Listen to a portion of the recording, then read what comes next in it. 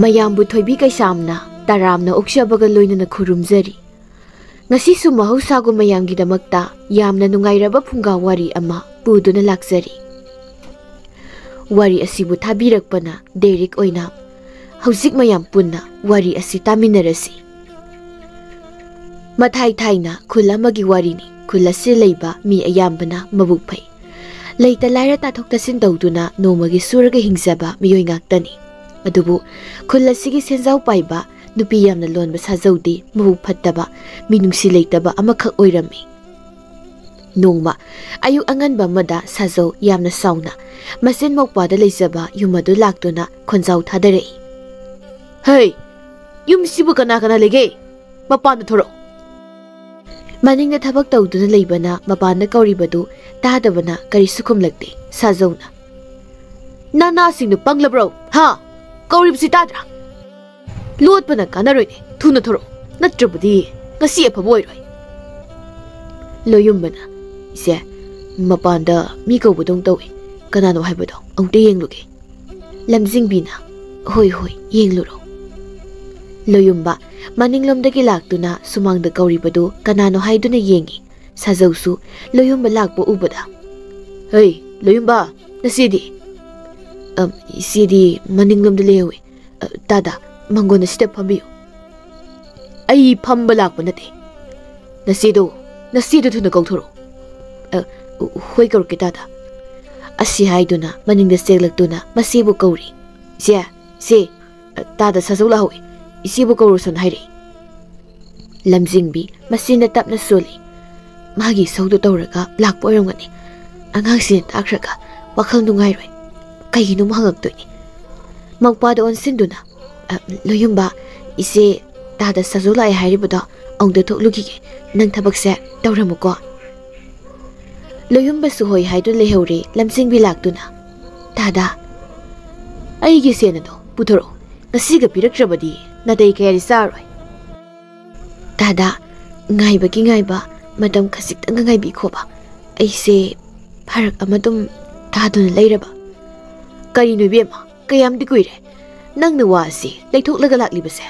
ꯑꯩꯁꯨ ꯑꯉꯥꯡꯅꯦ ꯍꯥꯏꯗꯅ ꯍꯣꯏ ꯍꯥꯏꯗꯨꯅ ꯉꯁꯤ ꯐꯥꯎꯕ ꯂꯥꯛꯄꯅꯤ. ꯍꯩ, ꯋꯥꯁꯤ ꯃꯈꯥ ꯇꯥꯅꯔꯣꯏꯁꯤ, ꯊꯨꯅ ꯁꯦꯜ ꯑꯗꯣ ꯄꯤꯔꯛꯑꯣ, ꯅꯠꯇ꯭ꯔꯕꯗꯤ ꯅꯪ ꯐꯔꯣꯏ." "ꯗꯥꯗꯥ, ꯑꯩ ꯁꯣꯏꯗꯅ ꯄꯤꯅꯕ ꯍꯣꯠꯅꯖꯔꯒꯦ. ꯑꯩꯁꯨ ꯇꯨꯡꯁꯤꯜꯂꯤꯕꯅꯤ, ꯑꯗꯨꯅ ꯑꯩ ꯁꯣꯏꯗꯅꯕ ꯍꯣꯠꯅꯖꯒꯦ." ꯋꯥꯗꯣ ꯍꯥꯏꯕ ꯂꯣꯏꯗ꯭ꯔꯤꯉꯩ, "ꯐꯩ, ꯍꯟꯗꯛꯀꯤ ꯆꯌꯣꯜ ꯑꯁꯤꯃ ꯑꯩ ꯉꯥꯏꯔꯒꯦ, ꯑꯗꯨꯒ ꯂꯥꯛꯂꯤꯕ ꯆꯌꯣꯜ ꯑꯗꯨꯒꯤ ꯅꯤꯡꯊꯧꯀꯥꯕꯗ ꯂꯧꯈꯤꯕ ꯁꯦꯟꯐꯝ ꯁꯨꯅ ꯄꯤꯒꯗꯕꯅꯤ. ꯀꯔꯤꯒꯨꯝꯕ ꯉꯝꯗ꯭ꯔꯕ ꯌꯨꯝ ꯑꯁꯤ ꯊꯥꯗꯣꯛꯇꯨꯅ ꯅꯆꯤꯟꯅꯧꯕ ꯆꯠꯈꯤꯒꯗꯕꯅꯤ." ꯑꯁꯤ ꯍꯥꯏꯔꯝꯂꯒ ꯁꯥꯎꯅ ꯆꯠꯈꯤ꯫ ꯂꯝꯖꯤꯡꯕꯤ ꯃꯥꯡꯒꯣꯜꯗ ꯐꯝꯊꯗꯨꯅ ꯍꯤ ꯀꯞꯂꯤ꯫ "ꯑꯩꯕꯨ ꯀꯔꯥꯏꯗꯒꯤ ꯑꯗꯨꯛ ꯌꯥꯝꯕ ꯁꯦꯟꯐꯝ ꯑꯗꯨꯕꯨ ꯂꯧꯔꯨꯒꯅꯤ? ꯏꯄ꯭ꯋꯥꯁꯤꯅ ꯈꯪꯈ꯭ꯔꯒ, ꯃꯍꯥꯛꯅ ꯈꯪꯈ꯭ꯔꯒ ꯀꯝꯗꯧꯕ? ꯄꯤꯛꯂꯤꯕ ꯏꯅꯥꯎ ꯑꯁꯦ ꯃꯅꯤꯡ ꯇꯨꯡꯕ ꯉꯝꯖꯗ꯭ꯔꯦꯗꯀꯣ."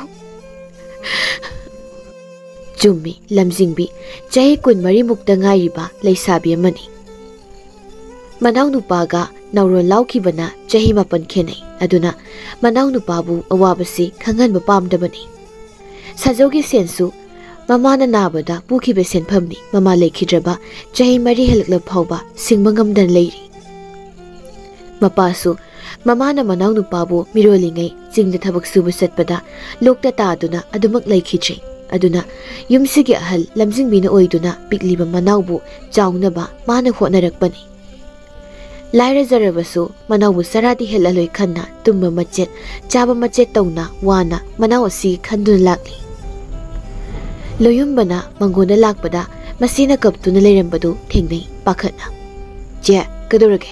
ꯗꯥꯗꯥ ꯁꯥꯖꯧꯅ ꯀꯩ ꯍꯥꯏꯔꯝꯃꯤꯅꯣ? ꯍꯥꯏꯌꯨ ꯆꯦ, ꯅꯅꯥꯎ ꯂꯩꯁꯤꯗꯤ."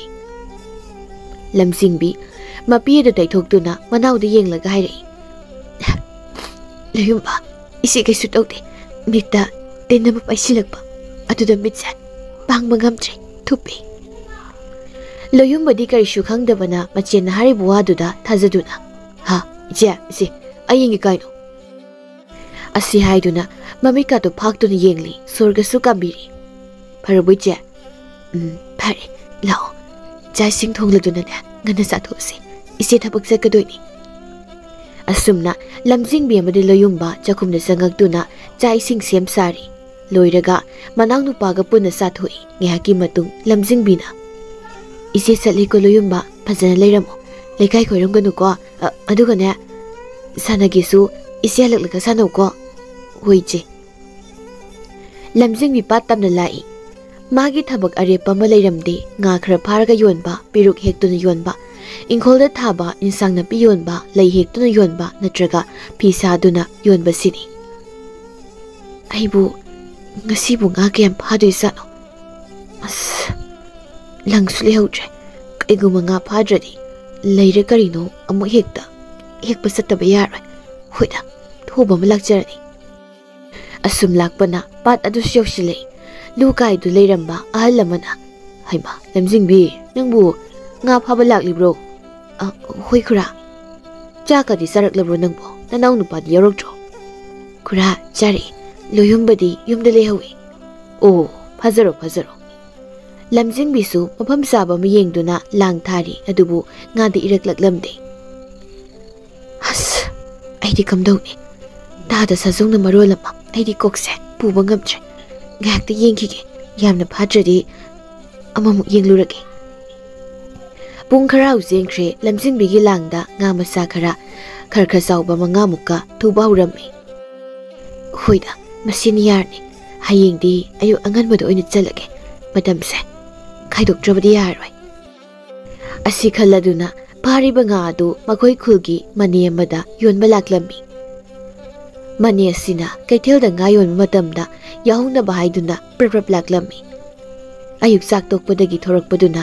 nungthil oisilaklabani mani bu kokau du sangai ine tombino su kaithel thokpada punana ba semsa du leirami lamjingbiya nang laklibro hoine nga lawroidro kadai law yenge ine yamtre khara silokpiro aisu leitada tawbani hoida ine khangi aisu ne kharadi lawsiluri ngasi ado isana puraklabani na lawba tabani lamsing minoktuna adune beini nangi sibu kaya saduino ine nga masamsa khrasina lupa masabiro aduga asuba manga yarbise sigapuna mari makai bibiro yamdrani nangbo ine ngasa ayuk sak tokpadagi hausikta kareisini hoi ine selok thokigi ko ngak phamlam tombino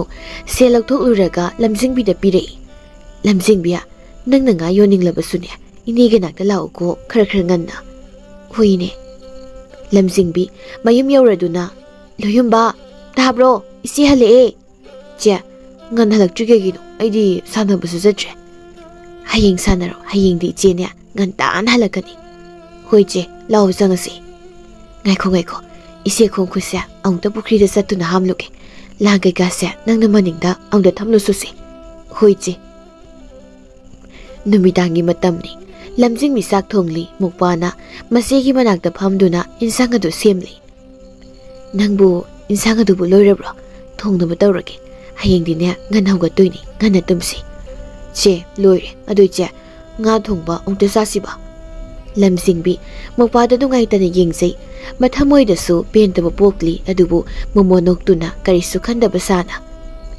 adugi bu hayeng isinane patake obum pharaga charaga loire loyumba rauna asingboiro che mathangi numitni amam angan sinarakpaduda lamjingbi hawgattuna imungi tawba yaba thabak khuding puma loisili aduga saksu thonglamduna loiraga thanami mopagi manakta changaktuna loyumba tabro nangbo tariche nungala project tungkhoda ise thabuk chalukhige chak loirabani charaga phasana leiramuko hoiche loyumba de dumak tumkhre lamjingbi ngak mokpabu nushini yenglamlaga masu pat tamna lai mana pat yoshilakpadadi nongsu khra ngan thorakli lamjingbina karangi mapam sinataba asomlumdo oina pharaging asidi lamjingbidu madawnara karino nga mayama pharami harauna as gasidi sin mayam phangani loyumbana nga saninge haibidusu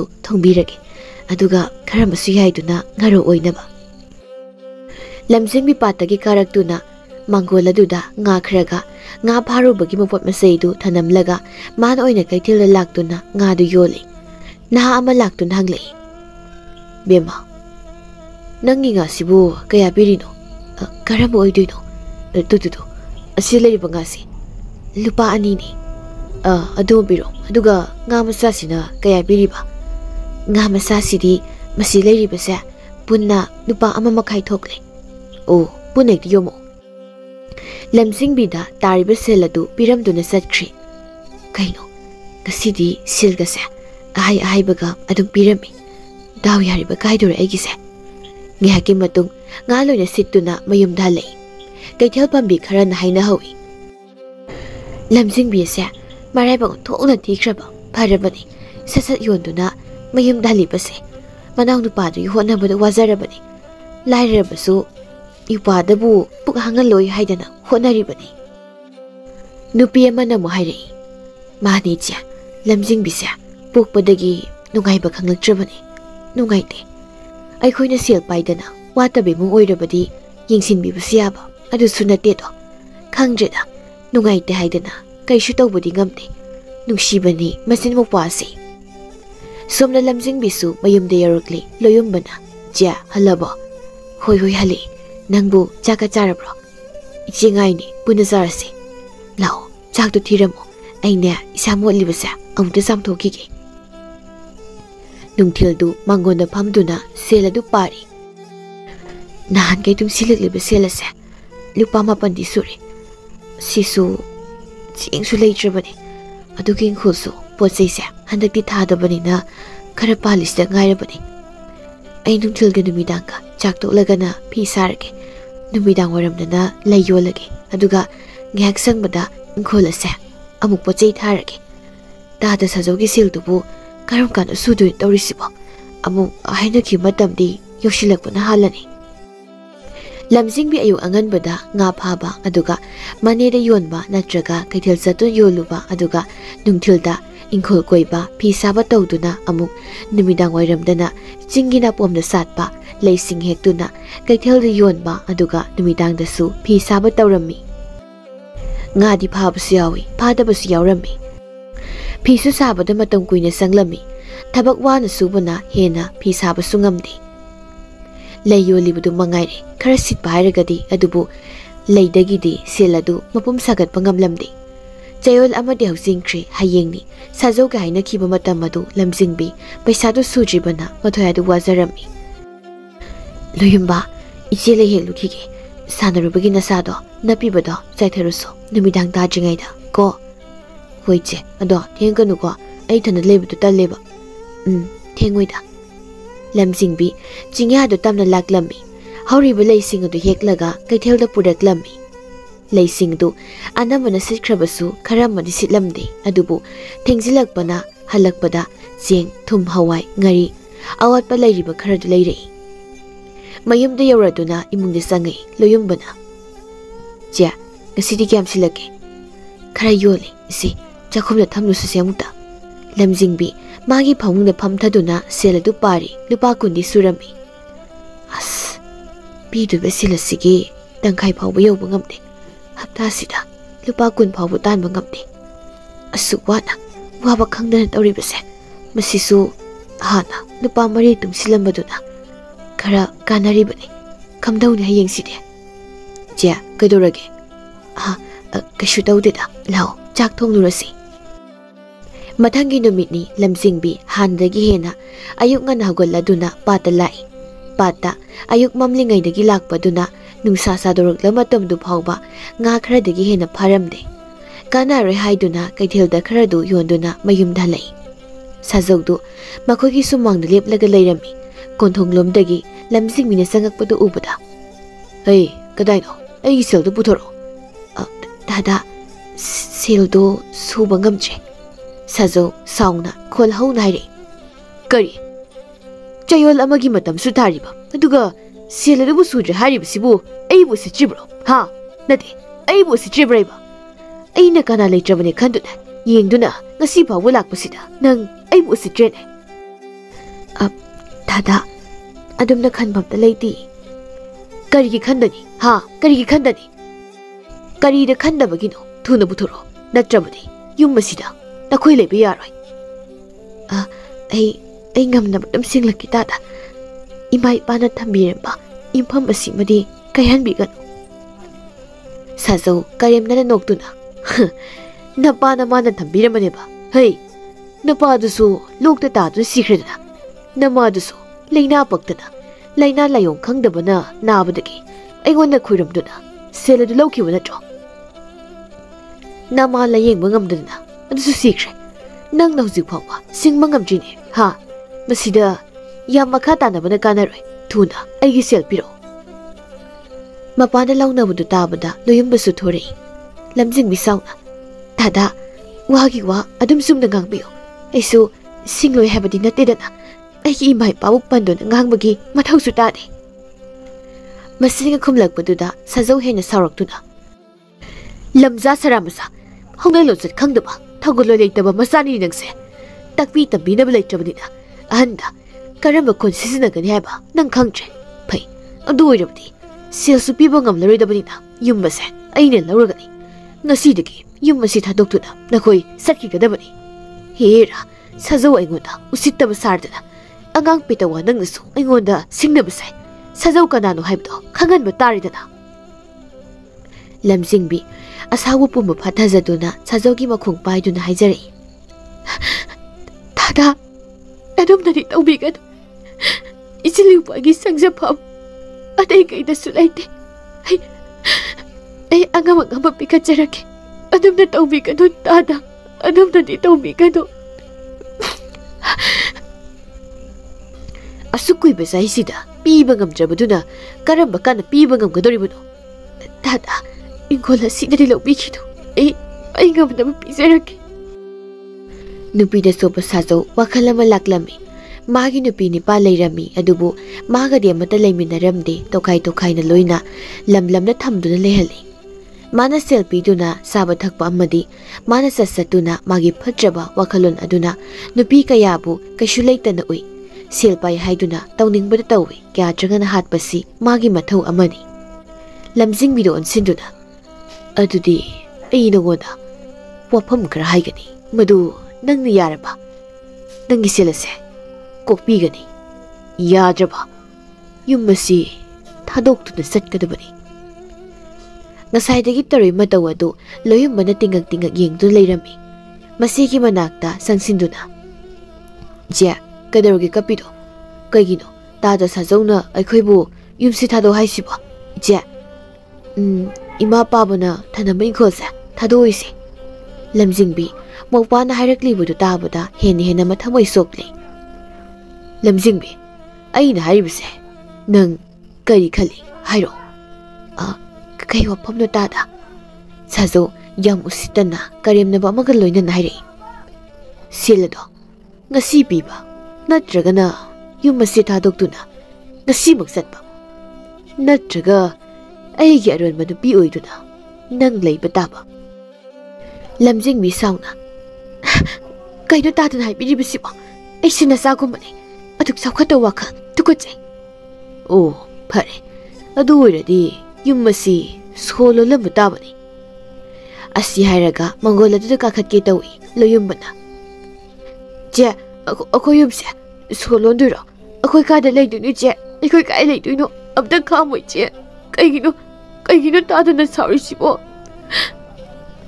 karisu khangzadaba mokpado madu ubada lamjingbi hena thamoi kairi mokpagi khanduna phatraba lambi sida thangjilage khankhri lamjingbi tapna hairei dada ai dadana hairibado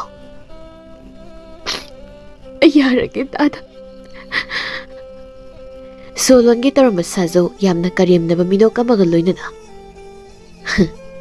sena gamdaba karishu leite asumna numit asidagi lamjingbi sajogi aronba nupi oiki lamjingbi da tolamba sen pombasu koknari aduga imung adubusu sen piduna masin mokpagi sanaba piri aduga sajausu marak marakta laktuna leibasu yawi ꯈꯨꯟꯖꯥꯁꯤꯡꯅꯗꯤ ꯂꯝꯖꯤꯡꯕꯤꯗ ꯆꯤꯡꯅꯕ ꯀꯔꯤꯁꯨ ꯂꯩꯔꯝꯗꯦ ꯃꯔꯝꯗꯤ ꯂꯝꯖꯤꯡꯕꯤ ꯆꯥꯕ ꯋꯥꯠꯇ꯭ꯔꯕꯁꯨ ꯑꯗꯨꯃꯛ ꯍꯥꯟꯅꯒꯨꯝꯅ ꯃꯥꯒꯤ ꯃꯊꯧꯁꯤꯡ ꯀꯥꯏꯗꯅ ꯇꯧꯔꯝꯃꯤ ꯑꯗꯨꯒ ꯁꯥꯖꯧꯒꯤ ꯁꯦꯟ ꯇꯣꯜꯂꯦ ꯍꯥꯏꯕꯁꯤ ꯈꯨꯟꯖꯥꯁꯤꯡꯅꯁꯨ ꯈꯪꯏ ꯃꯔꯝ ꯑꯁꯤꯅ ꯈꯨꯟꯖꯥꯁꯤꯡꯅ ꯁꯥꯖꯧꯅ ꯂꯝꯖꯤꯡꯕꯤꯒꯤ ꯃꯌꯨꯝꯗ ꯆꯠꯄꯗ ꯆꯤꯡꯅꯕ ꯄꯣꯛꯂꯨꯗꯦ ꯁꯦꯜ ꯊꯧꯕꯅꯤ ꯈꯜꯂꯝꯃꯤ ꯑꯗꯨꯒ ꯁꯥꯖꯧꯒꯤ ꯃꯧ ꯐꯠꯇꯕ ꯋꯥꯗ ꯄꯥꯗ ꯂꯩꯔꯕꯁꯨ ꯃꯤꯉꯣꯟꯗ ꯂꯨꯄꯥ ꯑꯃ ꯐꯥꯎꯕ ꯆꯦꯟꯅꯕ ꯌꯥꯗꯕ ꯃꯤꯑꯣꯏꯕꯅ ꯊꯣꯏꯅ ꯃꯁꯤꯗ ꯈꯟꯖꯤꯜꯂꯝꯗꯦ ꯁꯥꯖꯧꯗꯨ ꯂꯝꯖꯤꯡꯕꯤꯒꯤ ꯃꯌꯨꯝꯗ ꯂꯥꯛꯂꯝꯃꯤ ꯑꯗꯨꯕꯨ ꯂꯝꯖꯤꯡꯕꯤꯗꯤ ꯂꯩꯔꯝꯗꯦ ꯁꯥꯖꯧꯅ ꯁꯥꯎꯅ ꯂꯨꯌꯨꯝꯕ ꯅꯆꯦ ꯀꯥꯏ ꯆꯠꯈꯤ ꯗꯥꯗꯥ ꯏꯆꯦꯗꯤ ꯂꯩ ꯍꯦꯛꯄ ꯆꯠꯂꯝꯒꯅꯤ ꯃꯥꯗꯤ ꯂꯩꯗꯨ ꯍꯦꯛꯂ ꯀꯩꯗꯧꯗꯣꯏꯕ ꯗꯥꯗꯥ ꯏꯆꯦꯅ ꯂꯩ ꯍꯦꯛꯂꯒ ꯀꯩꯊꯦꯜꯗ ꯑꯃꯨꯛ ꯌꯣꯜꯂꯒ ꯁꯦꯟ ꯄꯨꯔꯛꯇꯣꯏꯅꯤ ꯁꯥꯖꯧ ꯃꯪꯒꯣꯜ ꯑꯗꯨꯗ ꯐꯝꯗꯨꯅ ꯂꯝꯖꯤꯡꯕꯤ ꯉꯥꯏꯔꯤ ꯂꯝꯖꯤꯡꯕꯤ ꯅꯨꯃꯤꯗꯥꯡ ꯋꯥꯏꯔꯝꯗꯨꯗ ꯃꯌꯨꯝꯗ ꯍꯜꯂꯛꯂꯝꯃꯤ ꯁꯥꯖꯧ ꯃꯍꯥꯛ ꯐꯝꯂꯒ ꯂꯩꯔꯝꯕꯗꯨꯗ ꯍꯩꯅꯗꯕ ꯄꯣꯛꯏ ꯑꯗꯨꯕꯨ ꯍꯥꯏꯔꯨꯕ ꯌꯥꯗꯕꯅ ꯇꯨꯃꯤꯟꯅ ꯆꯪꯂꯛꯏ ꯀꯔꯥꯏ ꯆꯠꯂꯨꯏ ꯗꯥꯗꯥ ꯂꯩ ꯌꯣꯜꯂꯨꯕꯅꯤ ꯅꯉꯣꯟꯗ ꯀꯅꯥꯅ ꯂꯩ ꯌꯣꯜꯂꯨ ꯍꯥꯏꯕꯒꯦ ꯂꯩꯗꯨ ꯌꯣꯟꯗ꯭ꯔꯒꯗꯤ ꯏꯆꯤꯜ ꯏꯅꯥꯎꯗꯤ ꯀꯔꯝꯅ ꯍꯤꯡꯒꯅꯤ ꯅꯆꯤꯟꯒ ꯈꯨꯝꯗꯅ ꯅꯪ ꯑꯁꯤ ꯍꯥꯏꯗꯨꯅ ꯃꯁꯤꯅ ꯊꯥꯖꯤꯜꯂꯤ ꯑꯩꯕꯨ ꯀꯔꯤ ꯍꯥꯏꯈ꯭ꯔꯒꯦ ꯏꯃꯨꯡꯗ ꯊꯨꯅ ꯆꯪꯂꯒ ꯉꯥ ꯂꯩꯔꯛꯄꯗꯣ ꯊꯣꯡꯉꯨꯁꯣ ꯂꯝꯖꯤꯡꯕꯤ ꯀꯩꯁꯨ ꯍꯥꯏꯗꯅ ꯃꯄꯤꯗꯨ ꯇꯩꯊꯣꯛꯇꯨꯅ ꯏꯃꯨꯡꯗ ꯆꯪꯈꯤ ꯉꯥꯏꯍꯥꯛꯀꯤ ꯃꯇꯨꯡꯗ ꯆꯥꯛꯁꯨ ꯊꯣꯡꯕ ꯂꯣꯏꯔꯛꯇꯨꯅ ꯂꯨꯌꯨꯝꯕ ꯗꯥꯗꯥ ꯁꯥꯖꯧꯗꯣ ꯀꯧꯔꯨꯁꯣ ꯑꯃꯨꯛꯇ ꯆꯥꯛ ꯂꯣꯏꯔꯦ ꯍꯥꯏꯌꯣ ꯍꯣꯏ ꯆꯦ ꯁꯥꯖꯧꯗꯨ ꯆꯥꯛꯂꯨꯛ ꯃꯃꯥꯡꯗ ꯐꯝꯊꯗꯨꯅ ꯃꯈꯨꯠꯇꯨ ꯍꯥꯝꯕꯣꯏ ꯍꯥꯝꯗꯕꯣꯏ ꯆꯥꯛ ꯆꯥꯕ ꯍꯧꯏ ꯇꯞꯇꯥꯏ ꯆꯥꯊꯣꯛꯂꯒ ꯍꯥꯎꯇ ꯍꯥꯏꯗꯨꯅꯁꯨ ꯏꯁꯧ ꯑꯃꯨꯛ ꯇꯧꯔꯝꯗꯨꯅ ꯊꯣꯛꯇ꯭ꯔꯦ ꯂꯨꯌꯨꯝꯕꯅ ꯆꯦ ꯀꯩꯒꯤꯅꯣ ꯗꯥꯗꯥ ꯁꯥꯖꯧꯅ ꯑꯩꯈꯣꯏꯗ ꯇꯣꯏꯅ ꯂꯥꯛꯏꯁꯤꯕꯣ ꯂꯝꯖꯤꯡꯕꯤ ꯃꯧꯄꯥꯒꯤ ꯋꯥꯍꯪ ꯑꯗꯨꯗ ꯈꯨꯝꯐꯝ ꯈꯪꯖꯗꯦ ꯑꯗꯨꯕꯨ ꯃꯧꯄꯥꯗ ꯑꯁꯦꯡꯕꯗꯨ ꯍꯥꯏꯗꯣꯛꯄ ꯄꯥꯝꯗꯕꯅ ꯑꯩꯈꯣꯏꯒꯅꯦ ꯃꯔꯤ ꯃꯇꯥ ꯊꯣꯛꯄ ꯑꯗꯨꯒꯤ ꯊꯕꯛ ꯆꯤꯟꯕꯒꯤ ꯃꯌꯨꯝꯗ ꯃꯊꯟꯇ ꯂꯩꯕꯗꯣ ꯑꯗꯨꯒꯤ ꯆꯥꯛ ꯊꯣꯡꯗ꯭ꯔꯦꯅ ꯂꯥꯛꯏꯅꯤ ꯑꯣ ꯃꯥꯒꯤ ꯀꯅꯥꯝꯇ ꯂꯩꯇ꯭ꯔꯕꯣ ꯏꯆꯦ ꯌꯥꯔꯦꯁꯦ ꯆꯥꯛꯇꯣ ꯆꯥꯁꯤꯜꯂꯣ ꯍꯣꯏ ꯏꯆꯦ ꯑꯗꯣ ꯉꯥꯁꯨ ꯌꯥꯝ ꯍꯥꯎꯏꯉꯣ ꯆꯥꯔꯣ ꯆꯥꯔꯣ ꯄꯨꯛ ꯊꯟꯅ ꯆꯥꯁꯤꯜꯂꯣ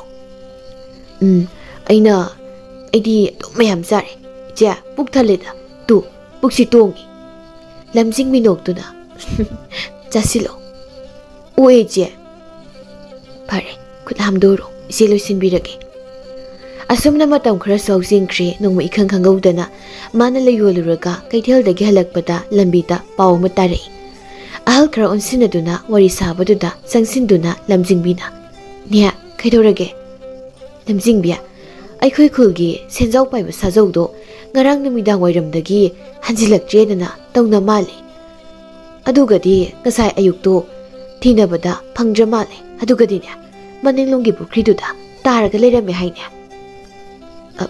ꯑꯁꯦꯡꯕꯔꯣꯏꯅꯦ ꯀꯃꯥꯏꯅ ꯇꯧꯔꯤꯖꯥꯠꯅꯣ ꯑꯁꯦꯡꯕꯅꯤ ꯌꯨ ꯉꯥꯎꯁꯤꯜꯂꯒꯅꯦ ꯇꯧꯕ ꯑꯣꯏꯔ ꯃꯥꯜꯂꯦꯗ ꯐꯔꯕꯅꯤ ꯑꯁꯤꯒꯨꯝꯕ ꯃꯤꯅ ꯀꯨꯏꯅ ꯍꯤꯡꯂꯒ ꯀꯥꯟꯅꯕ ꯅꯠꯇꯦꯗ ꯏꯕꯦꯝꯃ ꯂꯝꯖꯤꯡꯕꯤ ꯃꯌꯨꯝꯗ ꯄ꯭ꯔꯞ ꯂꯥꯛꯂꯝꯃꯤ ꯃꯪꯒꯣꯜ ꯑꯗꯨꯗ ꯐꯝꯊꯗꯨꯅ ꯋꯥꯈꯜ ꯑꯗꯨ ꯃꯨꯟꯅ ꯈꯜꯂꯤ ꯑꯗꯨꯕꯨ ꯑꯁꯨꯝꯅ ꯈꯜꯂꯛꯂꯝꯃꯤ ꯃꯥꯅ ꯇꯧꯕꯅ ꯃꯥꯅ ꯐꯪꯕꯅꯤ ꯅꯨꯄꯤꯕꯨ ꯀꯩꯁꯨ ꯂꯩꯇꯅ ꯎꯕ ꯁꯦꯜ ꯈꯔ ꯄꯥꯏꯔꯦ ꯍꯥꯏꯗꯨꯅ ꯅꯨꯄꯤꯒꯤ ꯏꯖꯠꯄꯨ ꯀꯩꯁꯨ ꯂꯩꯇꯅ ꯎꯕꯤꯕ ꯑꯗꯨꯅ ꯂꯥꯏꯅ ꯋꯥꯔꯛꯂꯤꯕꯅꯤ ꯂꯥꯏꯔꯖꯔꯕꯁꯨ ꯆꯝꯅ ꯍꯤꯡꯖꯔꯕ ꯏꯆꯤꯜ ꯏꯄꯥꯒꯤ ꯄꯨꯟꯁꯤ ꯑꯁꯤꯕꯨ ꯃꯍꯥꯛꯅ ꯁꯦꯜ ꯈꯔ ꯇꯣꯜꯂꯦ ꯍꯥꯏꯗꯨꯅꯕꯨ ꯃꯥꯡꯊꯣꯛꯄꯤꯕ ꯑꯗꯨꯕꯨ ꯑꯩꯒꯤ ꯁꯦꯡꯂꯕ ꯊꯃꯣꯏꯁꯤꯅꯗꯤ ꯑꯩ ꯏꯄꯥꯒꯤꯗꯃꯛꯇꯤ ꯑꯩ ꯍꯤꯡꯈꯤꯅꯤ ꯆꯍꯤ ꯈꯔ ꯍꯧꯖꯤꯟꯈ꯭ꯔꯦ ꯂꯣꯌꯨꯝꯕꯁꯨ ꯄꯥꯈꯪ ꯐꯥꯔꯛꯂꯝꯃꯤ ꯆꯦ ꯑꯩ ꯊꯕꯛ ꯆꯠꯂꯨꯈꯤꯒꯦ ꯍꯣꯏ ꯏꯆꯦ ꯃꯅꯝ ꯅꯝꯕꯤꯒꯦ ꯃꯧꯄꯥꯕꯨ ꯃꯅꯝ ꯅꯝꯕꯤꯗꯨꯅ ꯍꯥꯏꯔꯛꯏ ꯅꯤꯡꯊꯤꯖꯅꯅꯦ ꯌꯦꯡꯂꯒ ꯆꯠꯂꯨꯀꯣ ꯍꯣꯏ ꯆꯦ ꯏꯆꯦꯅꯦ ꯏꯄꯥꯒꯤ ꯆꯥꯛꯇꯣ ꯍꯣꯔꯦꯟ ꯊꯤꯜꯂꯛꯀꯦꯀꯣ ꯅꯪꯅ ꯑꯃꯨꯛ ꯌꯨꯝꯗ ꯀꯥꯔꯛꯄꯗꯣ ꯋꯥꯔꯅꯤ ꯑꯩ ꯑꯗꯨꯝ ꯂꯥꯛꯀꯦꯗ ꯌꯥꯅꯤ ꯏꯆꯦ ꯋꯥꯅꯕꯅꯦ ꯌꯥꯗꯦ ꯏꯆꯦ ꯊꯤꯜꯂꯛꯀꯦ ꯆꯠꯊꯣꯛꯂꯨꯔꯣ ꯊꯦꯡꯉꯤ ꯂꯣꯌꯨꯝꯕ ꯃꯆꯦꯗ ꯎꯃ ꯍꯥꯏꯕꯒꯨꯝ ꯃꯀꯣꯛ ꯅꯣꯝꯂꯝꯗꯨꯅ ꯆꯠꯈ꯭ꯔꯦ ꯂꯝꯖꯤꯡꯕꯤꯁꯨ ꯁꯥꯖꯧꯅ ꯊꯅꯝꯕ ꯁꯦꯜ ꯑꯗꯨꯅ ꯃꯥꯁꯨ ꯍꯧꯗꯣꯛꯆꯗꯨꯅ ꯐꯤꯒꯤ ꯀꯣꯟ ꯀꯌꯥ ꯑꯃ ꯂꯩꯗꯨꯅ ꯈꯨꯜ ꯑꯗꯨꯗ ꯂꯩꯕ ꯂꯩꯁꯥꯕꯤꯁꯤꯡꯗ ꯊꯕꯛ ꯄꯤꯗꯨꯅ ꯃꯁꯥꯃꯛꯁꯨ ꯐꯤ ꯁꯥꯕ ꯌꯥꯎꯗꯨꯅ ꯃꯧꯄꯥꯒꯤ ꯁꯦꯜ ꯇꯨꯡꯁꯤꯜꯂꯤꯕꯅꯤ ꯍꯥꯏꯗꯨꯅ ꯊꯕꯛ ꯁꯨꯕ ꯂꯦꯞꯂꯝꯗꯦ ꯂꯣꯌꯨꯝꯕ ꯈꯨꯜ ꯑꯗꯨꯗ ꯂꯩꯕ ꯅꯧꯅ ꯁꯦꯜ ꯄꯥꯏꯈꯠꯂꯛꯄ ꯂꯥꯛꯄꯒꯤ ꯂꯧ ꯂꯤꯡꯕꯗꯨ ꯌꯥꯎꯕꯅꯤ ꯂꯥꯛꯄꯒꯤ ꯃꯆꯥꯅꯨꯄꯤ ꯊꯥꯒꯣꯏꯅ ꯂꯣꯌꯨꯝꯕꯒ ꯅꯨꯡꯁꯤꯅꯔꯝꯃꯤ ꯂꯥꯛꯄꯁꯨ ꯈꯪꯂꯤꯕꯅꯤ ꯑꯗꯨꯕꯨ ꯂꯥꯛꯄ ꯑꯊꯤꯡꯕ ꯄꯤꯔꯨꯗꯦ Machanina nungsinaribadu Loyumbagi magul khangi. Hotnaba kanba mabuk sengba mi oibana lakpa amadi Thagoigi mayama themungnasu yarami. Numit yunglakpa matamdani Loyumba waraduna ukhung aduda phamduna leiri. Thagoi laktuna Loyumbada phamduna leibaduda tumina sangaktuna. Ya! Loyumba khangduna. Khongi. Thagoi makhut ka thinduna noi. Kai sagen khalino wa lur kansida. Nupanabu atuk yam kana khangba hongnabra. Ngak tuigi tawusida. Wareko. Inama laktribo. Is inama kai lawbo lawdri. Kumang kusawsi. Lawdrasu lawragumani kaino. Asi haiduna noi. Loyumbasu laknarage matago. Lawni lawrushu khangdana. Wakhalga sagaliba. Kaiba. O nangse ay lawre hairo. Pare. Asi haiduna paithoktuna lay. Tanzado lamjing bisu lai. Mokbaga Thagoigana tawribadu ubada noktuna. Nakhoi ani khanabise chawra phau adum tawida. Ja ay saklamabani. Ngasaidagi ay ngaibdu wari. Lao sathu lao. Thagoi nangi sak sarabo. Chari je. Jarasu kharaka mahau yengu lao. Thagoi kaiduna yani deje. Loyumbana ije magise isi lebegi kaiduna chaningden harini ise leram jarina ai chaka saw phang loiduni.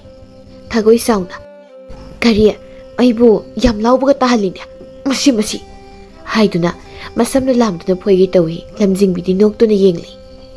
Loyumbana ai chaksim sagi ko tumi leyo hui dongna bakongna khongkano. Thagoi sauna satkirami. Lamjing bina haima angangji sawkhrene nangbo shawsin neni je ado iche nang chakjarabo. Jare asumna namit mathang hausingkhre lamjing bina Loyumbada. Loyumba je kedorage yumse ama sanaba tawse ipa su sawre aduna yum kai pan ba yare. Isi hana luhunga dong natro. Loyumba isegi punsidi ipagi da magkathoklabani. Ipana nungai na hingnabani. Isi na ngasi phawba honarakibase. Loyumba masira chetna konsinduna. Ije nang lerambana nanaw na ngasi phawba hingma ngamjaribani. Isegi laman aina karamba kanta singma ngamgatoi je. Karigi laman no machi mana mokpabu nungai hanba haibase mathawni. Hausikti inangna phagadaba karwar amasu tawraga yumda lengdana leiba yanaba silasisi. Isi ipabu ujabadi leiba ngamdi. Hoije je ai isibu nungmudi soidana nungai hankidoini. Loyumba mudi lamjingbigi mayumsu saba loire aduga Loyumbasu mayumda magi karbar masa khrasu tawba hori. Nongmu nungthil ama labakta phamduna Thagoiga unari. Ibung Loyumba isi nausi phawba yumpanjise kaigino. Aigi sese marabagi yamna thijaraklabani. Mupai dama magi punsibo kathokibani. Ngasisu kathokli aigi khanbada yamna warabani. Aduna isibu nungaya thamba haibase aigidi maroiba thodang amani. Nangaki nati aigisu yawrini. Loyumba Thagoida yengduna nang hayengwai ukhoida leiraba kanda aigi sese seba phajana tawko. As ai loina khangjei ko aibu yam phatabi mongda nateda noi yongnabi masi ningol ge ta khatnabi do idea re ko napam yogadam harisini hoiba ibani sangdana isena tori basida mateng panglaga nungsinana leisi. Ada ai iseda hairake nang ai luhumada hausi isa ni yare haibado. Hoi Loyumba madi Thagoigi luhumbasu loire matam crowsing khram matungni Thagoina tabro wam taike. Hayu kedorake isiegi phigi dukan ma hangnaba tawse. Handak phangliba sensingsa sina khara phajaba ma saurase. Aisu khalibani tawrase kaina phagani habado. Loyumba matham moida magi nupi bu hena nungsijari adubu kari swairamda magi thabak chakri. Loyumba namasegi dukan amasu inkol matonda sangna mafam aduda sabirami.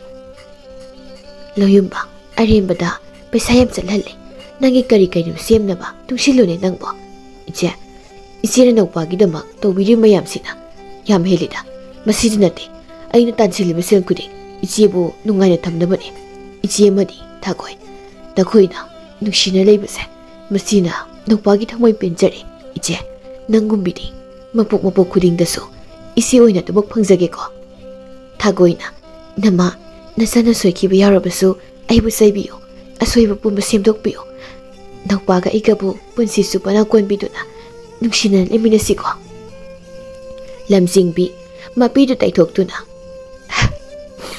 ipa amadi isanbo aigi oina phangjabase aigidi laibak yamna phabane inawanibo nasina kaidonungda thadhokloi lamjingbi dukan su nongmunomagi heni sakhatpu oirei khul thangnabadagi memcha kaubi nupi amana lamjingbi yumda laklaga yumsibu kana leibage thagoina kana hangbibano yumsibu phiga yonba lamjingbi oibirabro au mani kai habigedaba masabu leitabro inamadi dukana leramgani lau somda chase thagoiga punna memchabu manamagi manakta puraktuna inama mila iye ichia kaitana sige lamjingbi nangi pise kaithelda nangi ngakta ngai mini yam supam nai yam phasei su loina hai aduna ise nangondagi pi khriam loge chakho busu koi jabani na haidana laklibani hoi che isina pama khaido khanbiyo tu asi leire pi singse aina khandok libase sima khai lawrage kaya taragi yenglo ije pi se tarani thoi oira maleko punna chamaga maujaga ni thoi tare ado chamaga mauja tamok pibiramlo se leire lawsilo chahi khraw jing khraba matung thagoi amadi loyumbagi nusiraba machanupi amasu phangjarami lingjal chat pairakbagi makhut yamna lengbu matam oibaga senaba ngamlamdi thagoina lingjal asiga ngangsibu kaidum chakrake senaba tokna wadari da idi masabu koi thiri lingjal somda lamjingbi dukanda ine ngamok leibiyo leige isa thoibi bo naw ni ne hojik leirusi hoi laose dukan se amdalo silam khiki lamjingbi punna dukana lai nine tu asi sage asini yara bro sisu sage dukan phaminu piduna lingjal naneda ngamok sage ni ngai tawriro mabuk lame adugini mabo dukan phamidu noktuna khalo nangna saning bakai ngamo khaluraga mayumda lei thagoi isau langtuna masanupibu koi thirami masaduda pakhatpan loirami lamjingbina kaidore thagoi iche haiduna onthorakpada masanupiga manamaga lakpu ubada